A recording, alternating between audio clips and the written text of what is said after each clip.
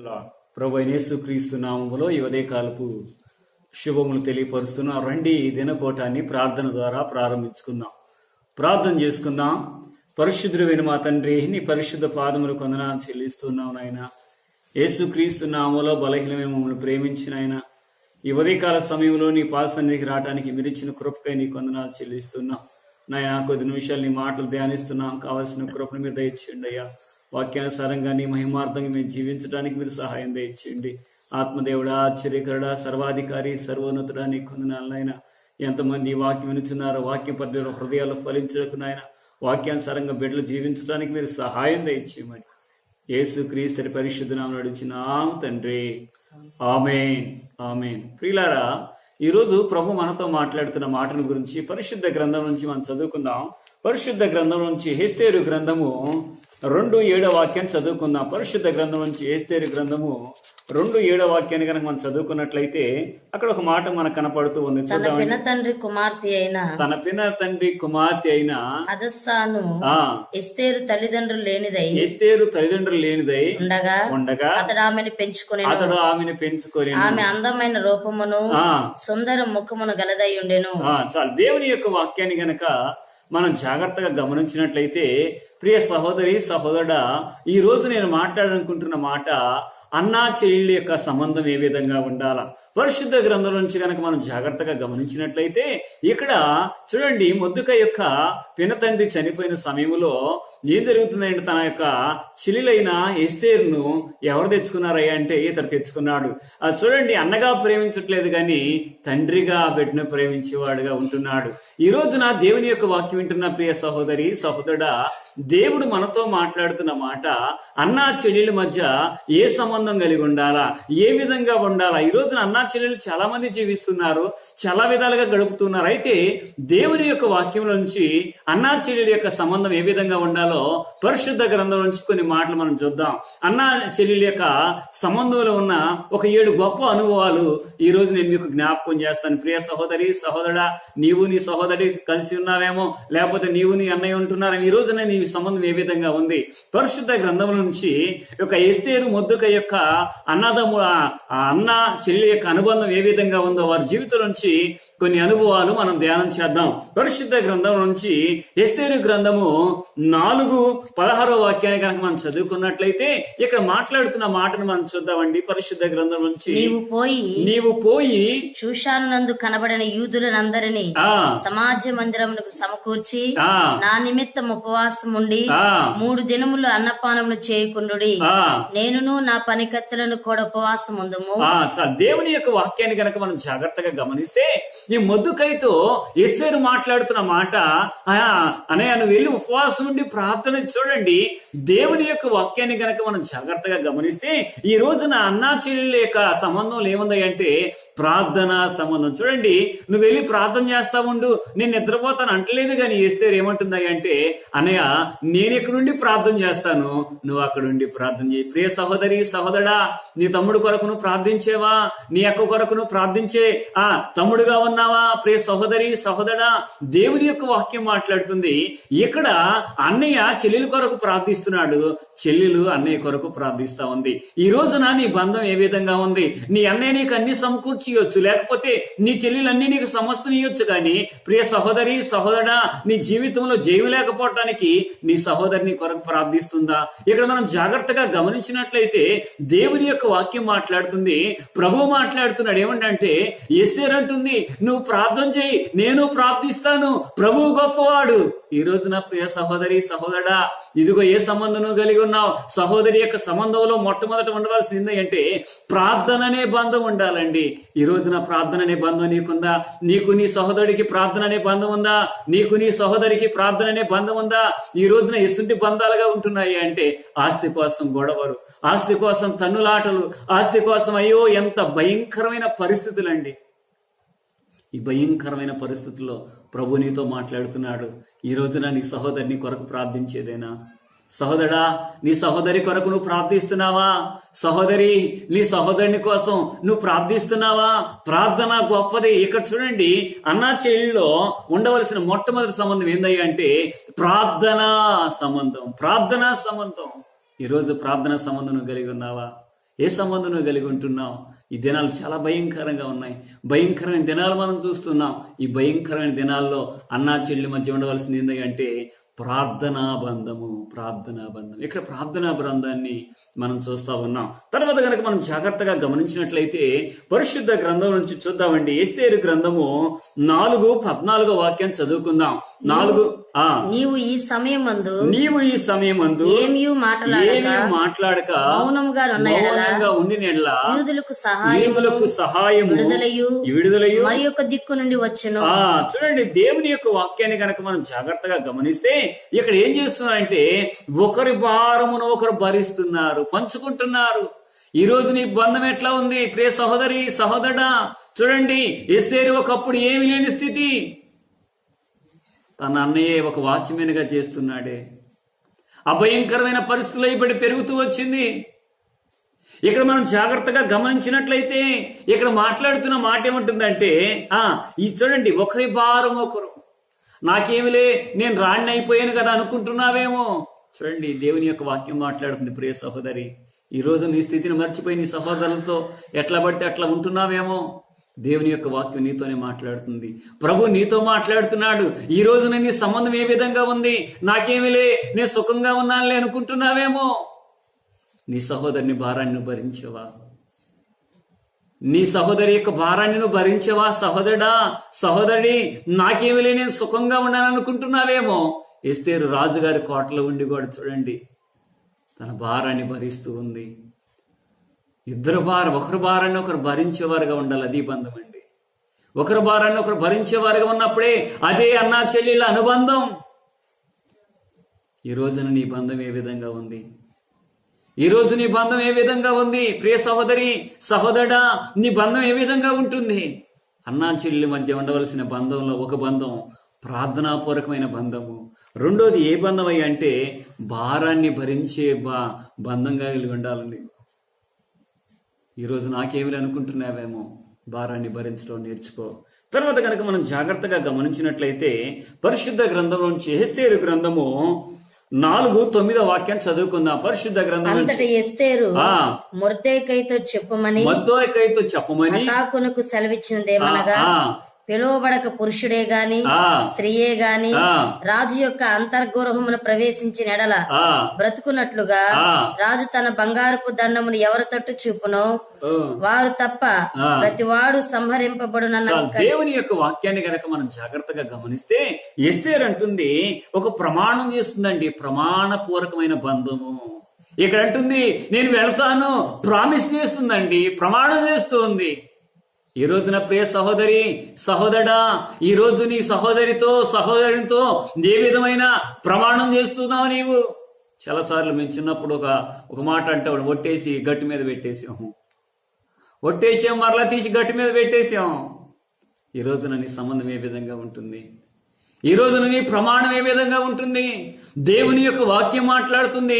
ఎస్తేరు అంటుంది, అయ్యా నేను వెళతాను, ఒక ప్రమాణం చేస్తుంది, ప్రామిస్ ఇస్తుందండి, వాగ్దానం ఇస్తుంది. వాగ్దాన బంధం ఇది. నేనున్నాను. ఈ రోజున ప్రియ సహోదరి సహోదరుడా, నీ సహోదరునికో కష్టం వస్తే నేనున్నానని చెప్పగలిగిన స్థితిలో నువ్వు ఉన్నావా? అనుభవం నీకుందా? ఆ అనుభవం ఎవరికి ఉండగలదా అంటే ఆత్మ సంబంధం కలిగిన వారికి మాత్రమే. ఆత్మ సంబంధమైన అనుభవం నువ్వు కలిగి ఉన్నావా? ఈరోజు నీ జీవితం ఏ విధంగా ఉంటుంది? ఈరోజు ప్రభు నీతో మాట్లాడుతున్నాడు. ఈ వాక్యం వింటున్న సహోదరి సహోదరుడా, దేవుడు నీతో మాట్లాడుతున్నాడు. ఈరోజు నీ బంధం ఏ విధంగా ఉంది? ఈరోజు నీ బంధం ఏ విధంగా ఉంది? ప్రభు అంటున్నాడు, చూడండి ఎస్తేరు వాగ్దానం చేసింది, వెళ్ళిందా వెళ్ళలేదయ్యా అంటే చూద్దాం. పరిశుద్ధ గ్రంథం ఎస్తేరు గ్రంథము 4:16 వాక్యాన్ని చదివితే అక్కడ చూడండి ఏమంటుందో. నీవు పోయి శూషానునందు కనబడిన యూదులందరినీ సమాజ మందిరమునకు సమకూర్చి నా నిమిత్తం ఉపవాసం ఉండి 3 దినములు అన్నపానములు చేయకుండుడి. నేనును నా పనికత్తులను కూడా ఉపవాసం ఉందును. ప్రవేశించుట న్యాయ వ్యతిరేక్తముగా ఉన్నను.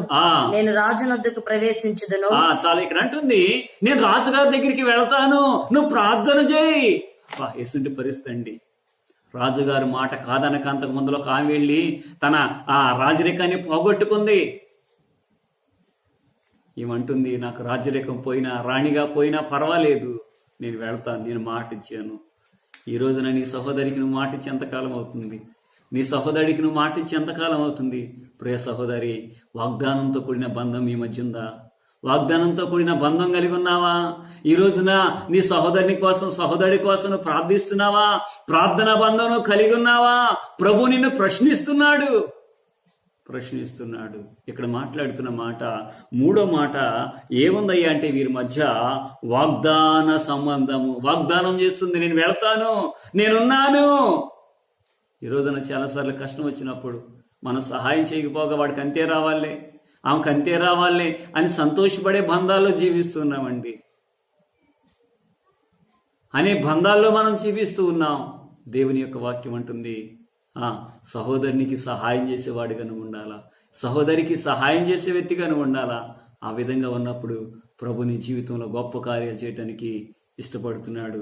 ఇది ఎన్నో మాటగా మనం చూసామయ్యా అంటే, మూడో మాటగా చూసామంటే, అన్నా చెల్లెల మధ్య ఉండవలసిన అనుబంధం ఎసురుదంటే, ఒకటి అది ప్రార్థనాపూర్వకమంది అయి ఉండాలా, రెండోది ఒకరి భారాన్ని ఒకరు భరించేవారుగా ఉండాలా, మూడోదిగా అది ఏ బంధంగా ఉండాలంటే వాగ్దాన బంధంగా ఉండాలా, నాలుగోదిగా మనం చూసినట్లయితే పరిశుద్ధ గ్రంథం నుంచి చూద్దామండి.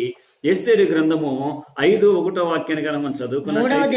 మూడో దినమందు ఎస్తేరు రాజభూషణం ధరించుకొని రాజనగరి యొక్క ఆవరణములో రాజు సన్నిధికి వెళ్లి నిలిచెను.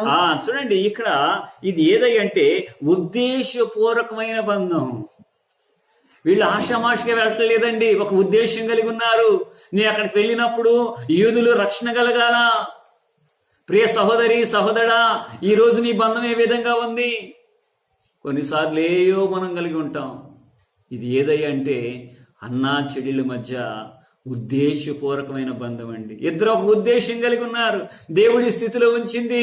దేవుడి ఇశ్రాయేలు. చూడండి, ఇక్కడ మాట్లాడుతున్న మాటను కనుక మనం జాగ్రత్తగా గమనిస్తే ఇది ఏ బంధం అంటే ఉద్దేశపూర్వకం అండి. ఆటోమేటిక్ వెళ్ళిపోవాలి, ఇదేదో పని లేక వెళ్ళలేదు. కానీ రాజు సమూహానికి ఎట్లా వెళ్ళిందంటే ఒక ఉద్దేశంతో వెళ్ళింది. ఈరోజు రాజు అయిన ప్రభు దగ్గరికి నీ సహోదరుడి విషయంలో ఎప్పుడైనా నువ్వు వచ్చావా?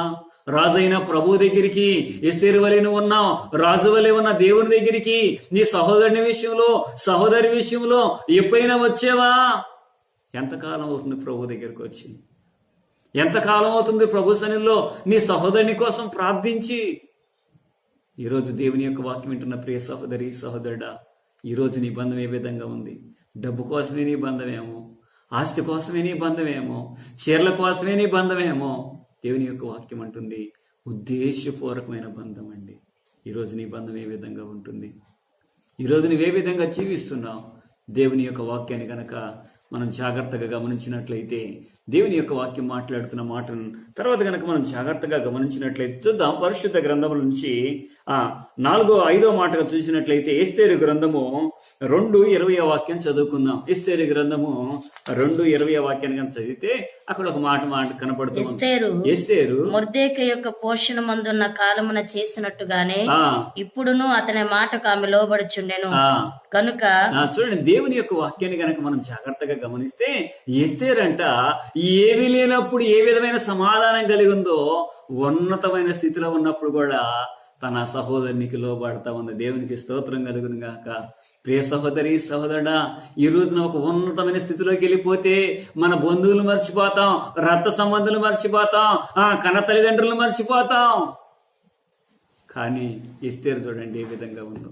వీరి బంధం సమాధానంతో కూడిన బంధం. ఇది లేమిలో సమాధానం కలిగి ఉన్నారు, ఉన్నత స్థితిలో కూడా సమాధానం కలిగి ఉన్నారు. రాణి ఉన్నప్పటికీ కూడా నేను రాణిని కదా, ఎందుకు నా అన్నయ్య మాట వినలేదని గర్వించగలేదండి. ఈ రోజు నా చెల్లెళ్ళు ఏ విధంగా ఉన్నారు, అన్నలు ఏ విధంగా ఉన్నారు, నాకేం సంబంధం, నాకు అవసరం లేదు, నాకు అవసరం లేదు అని విర్రవీగుతున్నారే. ఎస్తేరు ఏ విధంగా ఉందో చూసారా ప్రియ సహోదరి? ఆమె ఏమీ లేనప్పుడు ఏ విధంగా తన సహోదరుని మాట విందో, రాణైన తర్వాత కూడా తన సహోదరుని మాటకి లోబడుతుంది. ఇది ఏ బంధం అంటే సమాధానంతో కూడిన బంధం. ప్రియ సహోదరి, సహోదరుడా, అమ్మో నేను ఉన్నతమైన స్థితిలో ఉన్నాను, నా అన్నయ్య అప్పుల్లో ఉన్నాడు, నన్ను ఏమన్నా అడుగుతాడేమో అని తలుపులు వేసుకుంటున్నావేమో. ప్రభు నీతో మాట్లాడుతున్నాడు. ఒకప్పుడు నీ స్థితి ఏంటి? ఒకప్పుడు నువ్వు ఏ విధంగా ఉన్నావు? ఒకప్పుడు నువ్వు ఏ విధంగా బ్రతికేవో ఆలోచించు. ప్రభు మాట్లాడుతున్న మాట, అంటున్న మాట ఏమంటే ఇది ఉద్దేశపూర్వ, ఇదేదో సమాధానకరమైన సంబంధం. ఈ రోజున ఏ సంబంధం నువ్వు కలిగి ఉన్నావు? ఈ రోజున ఏ సంబంధం కలిగి నువ్వు జీవిస్తున్నావు? ప్రియ సహోదరి, సహోదరుడా, ప్రభు సన్నిధిలో నువ్వు ప్రార్థించే వ్యక్తిగా ఉన్నప్పుడు, ప్రభు సన్నిధిలో ఆ విధంగా ఉంటే ప్రభు కార్యం చేయడానికి ఇష్టపడుతున్నాడు. ఈ రోజున మీకు ఒక 5 మాటలు జ్ఞాపకం చేశాను. ప్రభు చిత్తమైతే రేపు దినమందు మరలా మనం ధ్యానం చేద్దాం. అన్నా చెల్లెల అనుబంధం ఏ విధంగా ఉండాలో మనం ధ్యానం చేసాం. 1, అన్నా చెల్లెల అనుబంధం ప్రార్థనాపూర్వకంగా ఉండాలా. 2, అన్నా చెల్లెల అనుబంధం ఒకరి భారాన్ని ఒకరు భరించేవాడుగా ఉండాలా. 3, అన్నా చెల్లెల అనుబంధం వాగ్దానంతో కూడిందై ఉండాలా. తర్వాత 4, అన్నా చెల్లెల అనుబంధం ఏ విధంగా ఉండాలంటే ఉద్దేశపూర్వకం. రాజుగారి సమూహానికి ఉద్దేశపూర్వకంగా వెళ్ళారు, ఆ విధంగా ఉండాలా. 5, సమాధానకరమైనదిగా ఉండాలా. ఈరోజు నీ అన్నతో నీకు సమాధానం ఉందా? ఈరోజు నీ చెల్లితో నీకు సమాధానంగా ఉందా? ప్రియ సహోదరి, సహోదరుడా, సమాధానం లేకపోతే ప్రభు పాదాలు పట్టుకో. యేసయ్య మాత్రమే మనల్ని సమాధానపరచగలిగిన వాడు. ఆయన సమాధానకరమైన స్థితిని ఇవ్వగలిగిన వాడు. యేసయ్య నీ కోసం, నా కోసం ఆ కలువరి సిలువలో ఆయన ప్రాణాన్ని దారబోసాడు. మనకు విరోధంగా ఉన్న ధర్మశాస్త్రాన్ని కొట్టివేసి నెరవేర్చి దాన్ని ఇదిగో మనకు నెమ్మదినిచ్చిన దేవుడు. ఆయన పాదాలను పట్టుకుంటావా? ఈరోజు నీ బంధం ఏ విధంగా ఉంది? దయచేసి తల్ల వంచండి, ప్రార్థన చేద్దాం. ఈరోజు అన్నా చెల్లి బంధం ఆత్మీయంగా ఏ విధంగా ఉండాలో ఒక 5 మాటలు మనం ధ్యానం చేస్తున్నాం. ప్రియ సహోదరి, సహోదరుడా, ఈరోజు ప్రార్థిస్తావా? ప్రార్థనలు ఏకీపించి ఉదయకాలం దేవుని మాటలు వింటున్న ప్రియ సహోదరి, సహోదరుడా, చెల్లెలుగా నువ్వు ఏ విధంగా ఉండాలో, అన్నగా నువ్వు ఏ విధంగా ఉండాలో, అక్కగా నువ్వు ఏ విధంగా ఉండాలో, తమ్ముడుగా నువ్వు ఏ విధంగా ఉండాలో, ఈ ఆత్మీయ బంధాన్ని మనం ధ్యానం చేసి ఉన్నాం. ఈరోజు నీ బంధం ఏ విధంగా ఉంది? నీ సహోదరుని కోసం ప్రార్థిస్తున్నావా? నీ సహోదరి కోసం ప్రార్థిస్తున్నావా? వారి జీవితాల్లో జయం లేకపోవడానికి కారణం తెలుసా? నీ ప్రార్థన లేదు. నీ ప్రార్థన లేదు. ప్రార్థించి ఎంతకాలం అవుతుంది? దయచేసి ప్రార్థన చేసుకుందాం. పరిశుద్ధుడైన మా తండ్రి, నీ పరిశుద్ధ పాదముల కొందనాలు చెల్లిస్తున్నావు నాయన. యేసు క్రీస్తు నామములో తండ్రి, ఇదే నాయన అన్నా చెల్లెల అనుబంధం అనే దాని గురించి మేము ధ్యానం చేస్తున్నాం. ఏ విధంగా ఉండాలో ఆత్మీయంగా తండ్రి. అయ్యా రాజా, శారీరకంగా వ్యర్థమైనవి కట్టుకుంటూ మా బంధం అనుకుంటున్నారు కానీ నాయన ఆత్మీయంగా ప్రార్థన పూర్వకంగా వారి బంధకాన్ని కట్టుకోలేని స్థితిలో నాయన దేశాలు పెంచుకుంటూ ఉన్నారయ్యా.